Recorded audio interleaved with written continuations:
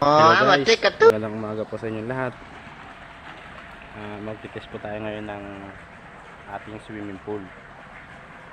Tuturo ko po sa inyo konting tips kung paano mag-maintain ng swimming pool ng ganyang kalinaw po guys. Ayan.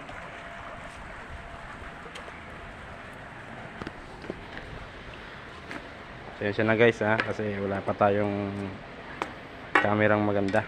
Ito po ang ating ang tawag po rito ay testing kit.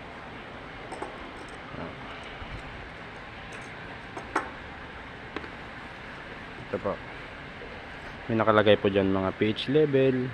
Yan po, yan. Susundin po natin yan. Ngayon tatapon po natin ito guys. Kukuha po tayo ng konti.